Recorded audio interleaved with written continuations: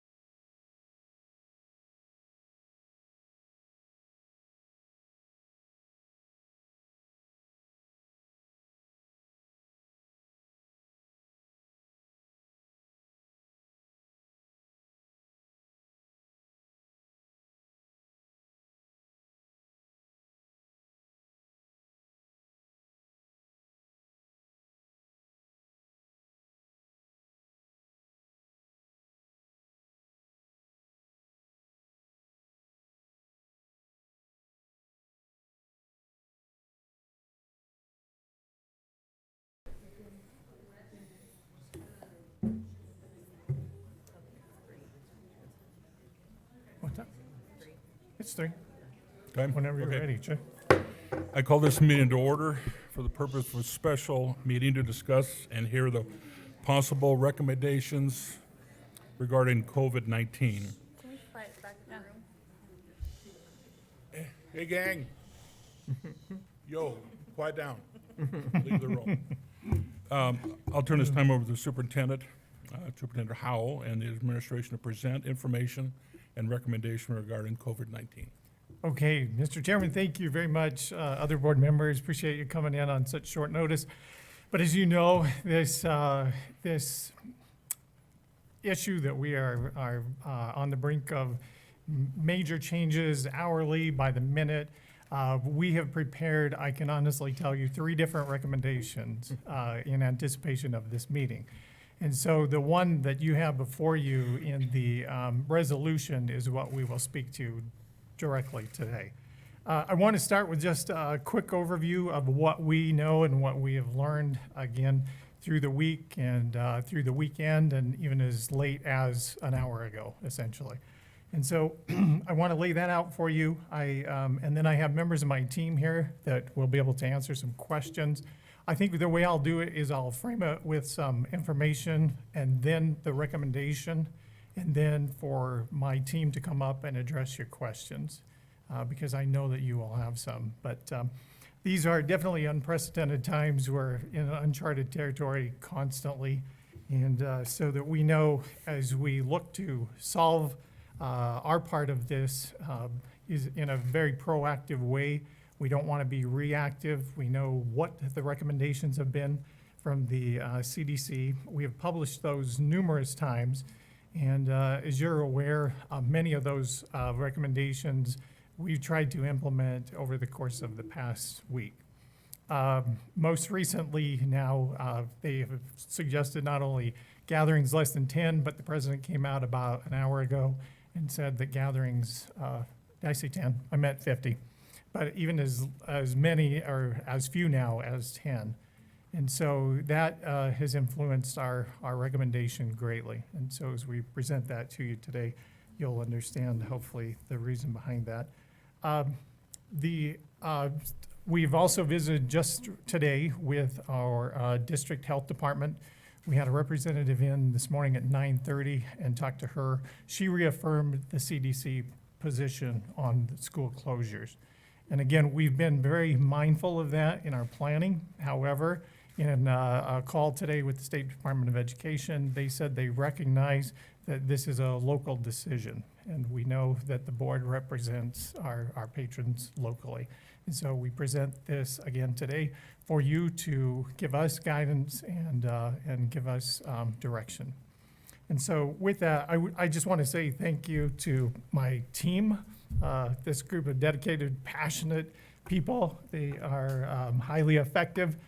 We have met numerous times over the weekend through communication and phone calls. Yesterday, we were here for nearly 5 hours trying to put this plan together and to be able to share it again with you today. I also appreciate the collaboration with Ms. Mary Ann McGrory from the Pocatello Education Association and offering her input yesterday, again, as we have prepared for this meeting. So with just that brief overview, I would like to give you the recommendation and then have my various directors and coordinators come up to be able to talk about specifics related to their department for this recommendation. So the Pocatello School District Administration recommendation for emergency school closure related to COVID-19. We recommend that the board close schools Tuesday, March 17th through Friday, March 30th of 2020. The Education Center would remain open tomorrow for calls and to make arrangements for students to pick up vital items left behind at school and to complete the logistics of what we need to do here in preparation of a long-term closure. We recommend an additional closure of the week following spring break, which is March 30th through April 3rd of 2020. And with that, we would apply to the State Board of Education for a waiver in regard to the minimum number of required minutes of instruction. Because we know that we've already used 2 snow days. Essentially, we would have a few more to give in that regard. However, in the call today with Tim Hill, and also a personal call that I made to him last week, he assured us that the state board would review those in light of this current situation, and he felt comfortable sharing that it was likely that they would grant those for any additional days of school closure. He said, "I'm not the board and I can't tell you for 100% or with 100% certainty," but he was very confident that given the circumstances, the very unique situation that we are all encountered with, that they would be able to grant that waiver. And then with that too, we would ask the board to authorize a payroll of regular and full-time and part-time staff for this period of time. On Monday, March 30th, administration would reconvene that week, early in the week.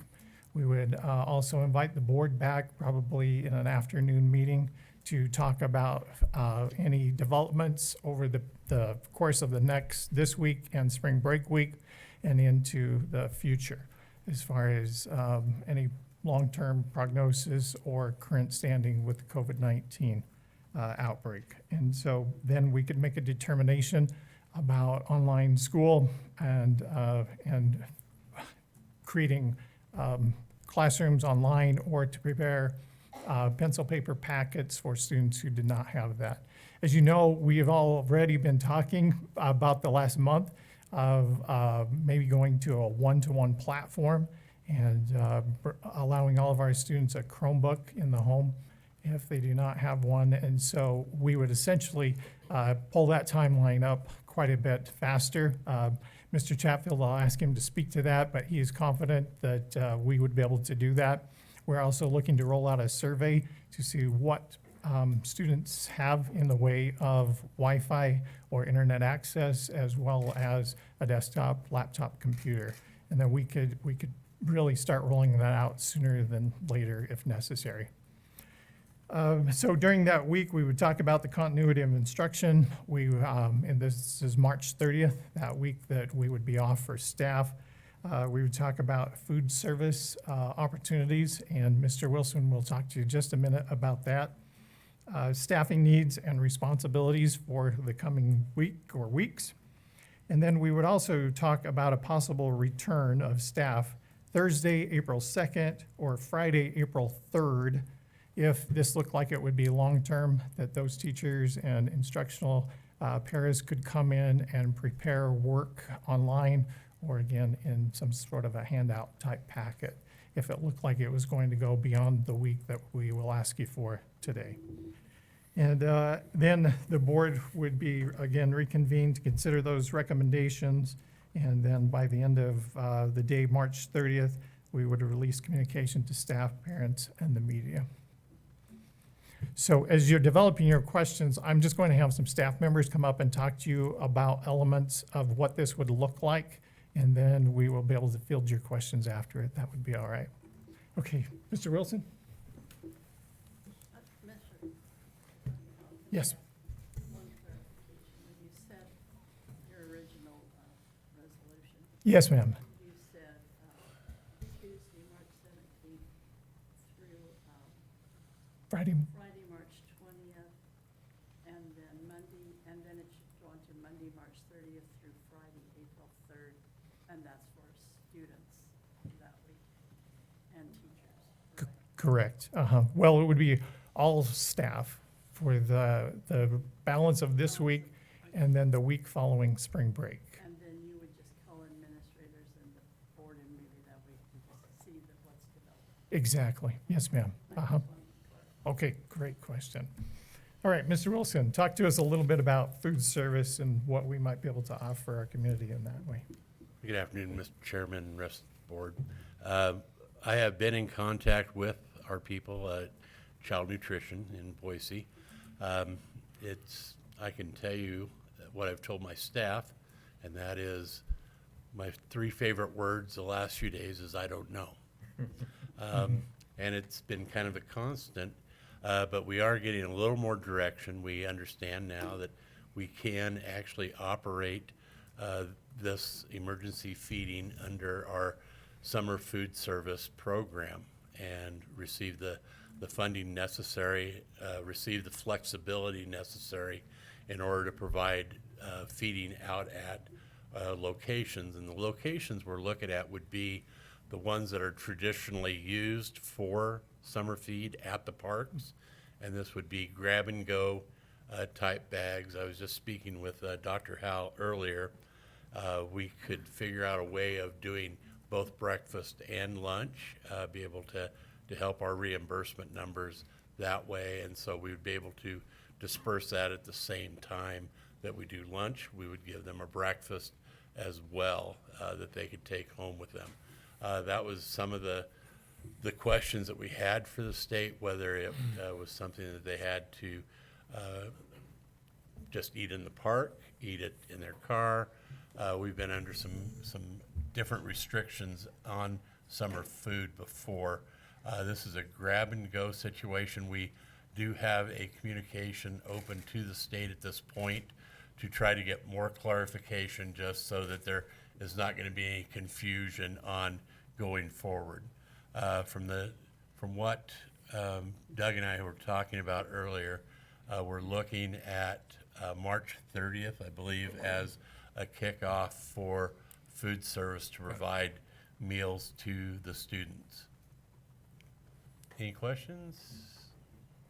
I guess my concern is, you say it's, I'm trained. Maybe pulling both your way. I do have one question is, Sure. you say it's grab and go, Mm-hmm. but I still think of the mass number, if you can stagger when those kids pick up or something, because I'm concerned about huge amounts of kids all gathering at once Sure. together. Yeah, and that's one reason why we are looking at the parks, is try not to get large gatherings into buildings, obviously. Try to make it so that they can stay in the car as long as they can, run up, grab a sack, and take off. So we have initially started talking about staggering at least our locations, and we're looking at, I believe, at least 7 locations, possibly 8. And then throughout the city, we would do staggered times then. So, for example, we may be at Ross Park at 11:30. Then an hour later, we may be at another park. And so we're just gonna have to put those dynamics together as we look at what is gonna be the best traffic flow. Okay. Anything else? Thank you, Mr. Wilson. Stay close in case something comes up. They may have a question for you. All right. As you know, Kevin Chatfield is our coordinator of technology services, and Kevin just presented his overview of his, and with introduction of his team last week. And again, we've talked to you about this one-to-one concept, and so that just accelerates really maybe what we might be doing to some extent. Right now, we're developing the survey and hoping to send that out either today or tomorrow. And with that survey, that will give us a little bit more guidance in terms of students that may have high need for a device, or if we can work to provide internet access for those students at home. We're also just trying to bump up our initial timeline for our one-to-one deployment. Thankfully, we had the advantage that we've already built the plan. Now we just have to enact it faster and with more time, in a shorter time frame. So once we reconvene in the 30th, we'll kind of decide whether that merits going forward with or not, or what the plan is from there. But we stand ready to be able to enact it. Have you already ordered the devices? Thankfully, we don't need to. We already have them on hand. We need to talk into the mics if there's something wrong, so we need to. As was sort of, when we gave you sort of the initial overview of the one-to-one, one of the big advantages we have is we have the devices to go one-to-one now. It's just a matter of redistributing them. So thankfully, again, we just need to redistribute them. It's just a matter of doing that quickly. Could I ask that for the public who wasn't here when we did the one-to-one thing, that you might just give a real quick overview of what we were planning to do really fast. Can you Yeah, basically with the one-to-one, our plan was to redistribute all of the devices from our various schools and make it even across all of our schools based on their enrollment numbers and how many that they need. You're talking Chromebooks? Yes, our Chromebook devices, and then essentially have those devices checked out to students and given to students to take home. That's the 20,000-foot view of the project. Okay. Any other questions? Any other questions for Kevin? Okay. Okay, Ms. Wilkes, if you're here, just come up and address what we know from IHSAA. There wouldn't be any competition anyway to play, right, at this point? Because, yeah, at this point, we have several districts already closed and canceling all of activities. So IHSAA came out this morning and said all practice meetings, any type of gatherings, competitions are suspended until April 5th, after April 5th. Again, we are doing that, and then we will get together March 30th, and depending on where we stand, we'll go from there. Any questions? Okay, thank you, Ms. Woods. As of our call with State Department of Education at 1 o'clock, approximately 57%, I think is the number. Sue, does that sound about right? 57%?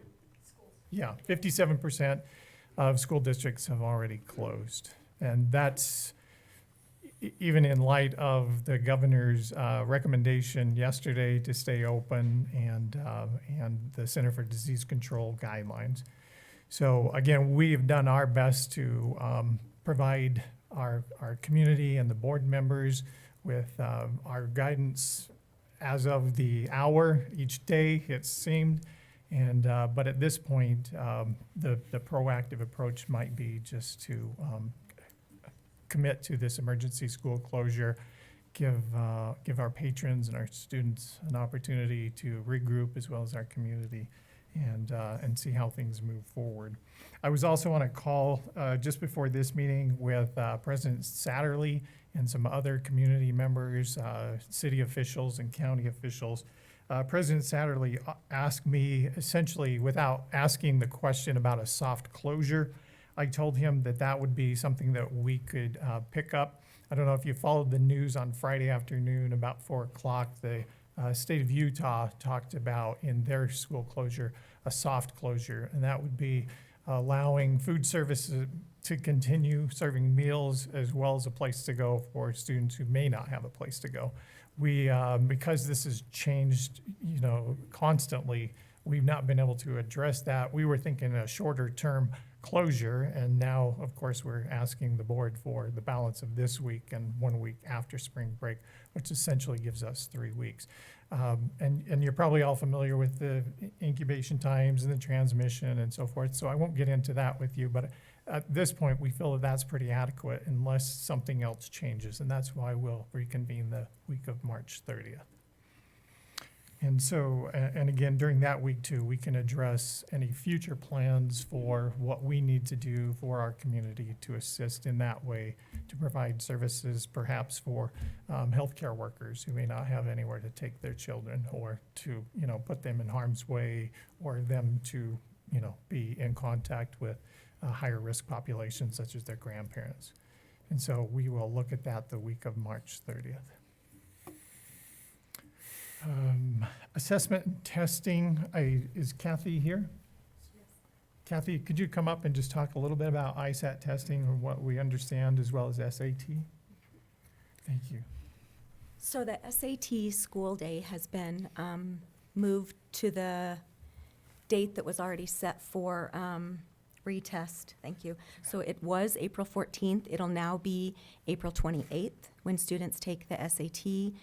The ISAT window has been extended to, I believe, May 29th, but it's been extended 2 weeks, and we'll be looking at waivers if we have lower than 95% participation. The engagement surveys, that window will close as it is now, but there won't be any ramifications for less than the 95% participation. think that's it for, and IRI, the window opens May 1st, so right now, nothing has changed with IRI, but of course, we'll just continue to watch that. Thank you. Anything else? Nope, Yeah, I think of that's course. it, unless they have any questions for us that they've thought of. Okay. Okay. No. So in light of this meeting being late in the day and a bit of a change of game plan for us, because originally we were going to come to you in our first round and ask for Friday, to be done on Friday. And then we bumped it up just, I think this morning to Wednesday, and as late as literally an hour ago, we moved it to tomorrow. With that, we know that some students may have things at school, perhaps medications, coats, who knows what. And so we will ask our staff to be available tomorrow morning and to be in the building to answer questions, probably just early, maybe 8 to 10. And then after that, the district will be open the balance of the day tomorrow to assist in any logistics that we may need to be a part of. But certainly they have some things at school. Maybe it's the fish tank that needs to be cleaned or shut off, or who knows what. But we usually have a closure process in place when we shut down for 2 weeks during the holiday break. And so it's likely that Mr. Glenn would have some suggestions for this next couple of weeks, which he would normally roll out on Friday afternoon for spring break, but we're ahead of the game here just a little bit in that way. So we would ask our staff to come in tomorrow morning to make those necessary arrangements and then to implement the school closure when they're finished with doing that, and principals could excuse them. I think my hope too was to give parents a little more notice, It was. to give them at least another day's notice so they can make arrangements for whatever they need to do with their children. But I can see the need maybe to expedite this sooner, so. Agreed. So is maintenance still gonna be able to go in and clean and do that stuff, or are they gonna just be out of their buildings for the whole time? So maintenance would be able to continue working. Okay. And in fact, they have a furlough day scheduled on Monday, so they would work the balance or the 4 days remaining during the spring break week. Because this would be emergency school closure days, we would not require any of our staff to be there during the days that we are closed, just as it would be for a snow day. Yeah, so I hope that answers your question, Mr. Facer. Mr. Facer joined us for that call. He was here for probably 3.5 hours, and then we were just finalizing some details, and he said, I'll get to hear those tomorrow. So he was part of our discussion. I don't know if you have any questions for him, but it was a good meeting and a very productive meeting, and we were creative, and I think we have presented you the best plan we could. And I heard some of the call or a call online at home yesterday that they opened up for educators or different things. So And if I could, I'll with the just comment government. on that. Our two technology coaches, Mrs. Arvis and Mrs. Carnaroli, have been already just accelerating their work and what they would do in providing assistance for the online instruction.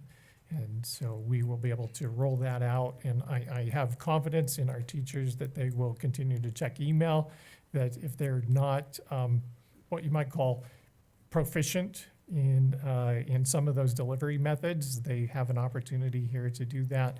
We recognize that not all students will have access to technology, so we'll provide other means as well.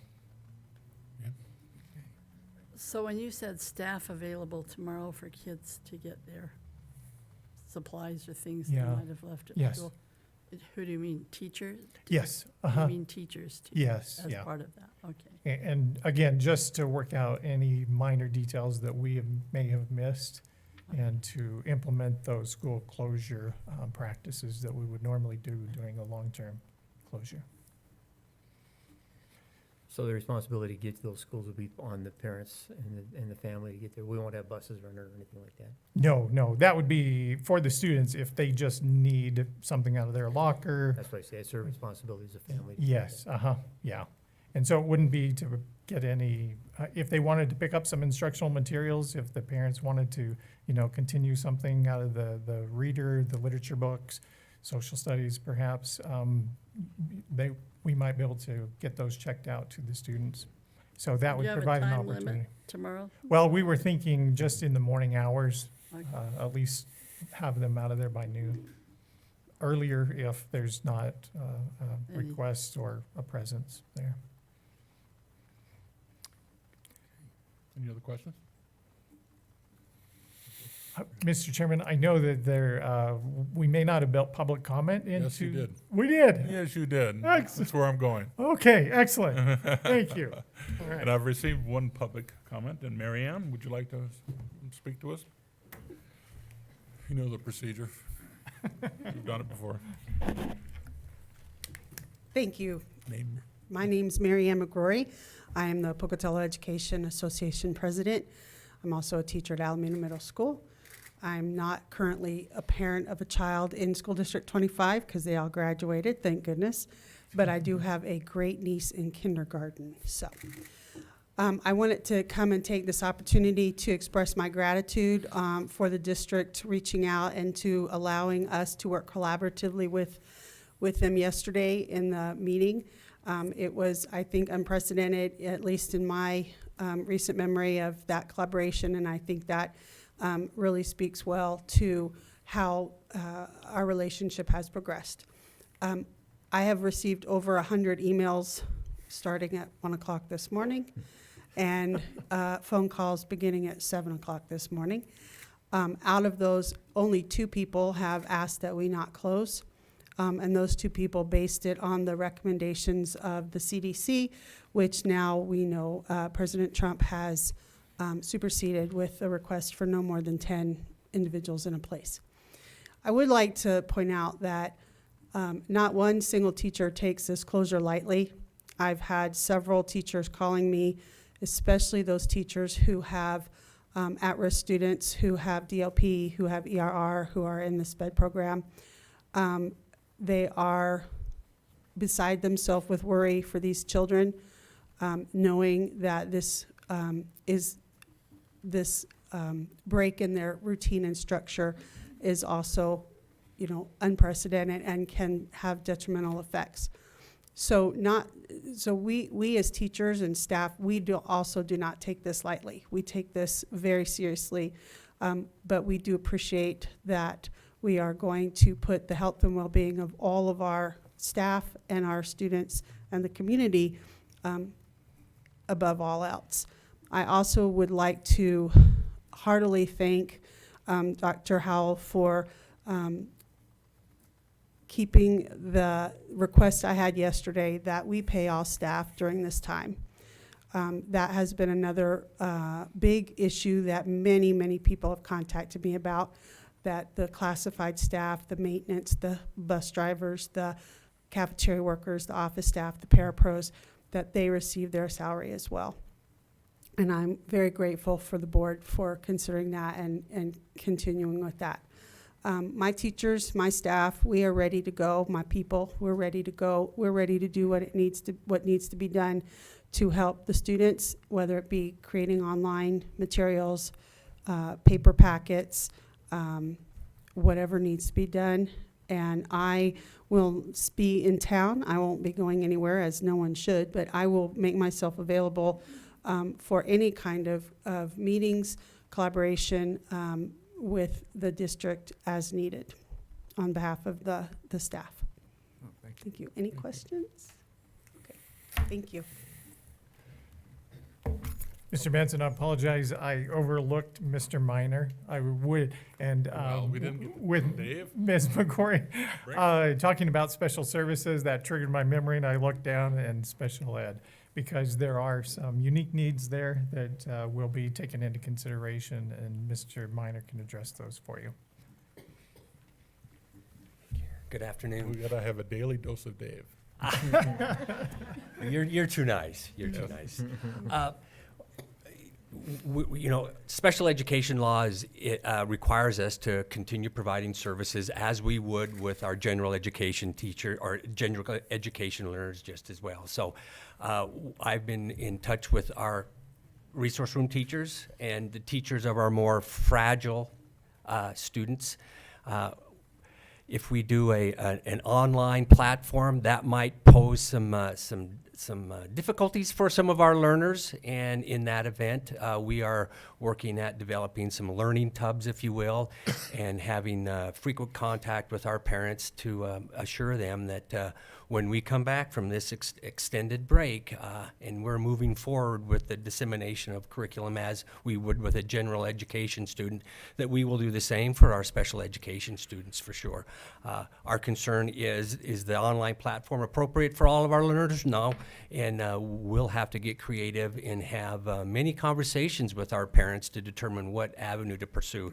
But we are confident that we can do that. I was out in some of our buildings this morning, and they're cool as cucumbers out there, right? They know that they want to do what they can for their students, and particularly their students who are at higher risk, who are compromised immune systems. Many of those students are home now. We've had conversations with their parents, and our more compromised, medically fragile group of learners are home now, and we have had that conversation with their parents. So rest assured that we will move forward, we'll mobilize, we'll make sure that all of our special education needs are addressed to the best of our ability, and we've got a great staff to do that, and I have no doubt at all that we'll do this just fine. We have a special education director's webinar tomorrow from the State Department who will give us further guidance as to how we're going to do this specifically to districts, but we're not anticipating a big problem in that respect. Yep. Thank you, Dave. That was comforting. That was a question my concern was when Mary Ann brought that up. Yeah. Yeah, comforting. Yeah. Okay, thank you. Any questions for David? Thanks, sir. Okay, up to me. All in agreement here to move forward? I think You this need- is gonna be an evolving thing. I don't think I mean, we've got a step to take here, but Right, we don't know where we're gonna be 2 weeks from now. that's right. I agree. Yeah. So we need a motion? Yes, I would entertain a motion to consider approving the proposed administrative recommendations regarding COVID-19, inclusive of adopting a resolution for an emergency school closure, which is included in the addendum. Is there a motion? I move that we accept the motion as been read. I'll second the motion. Second? All those in favor? Aye. Aye. Aye. Hearing none opposed, that motion is passed, and this concludes this hearing. I would entertain a motion to adjourn. I move we adjourn. I'll second. All those in favor? Aye. Aye. Aye. Hearing none opposed, I hereby declare this meeting adjourned.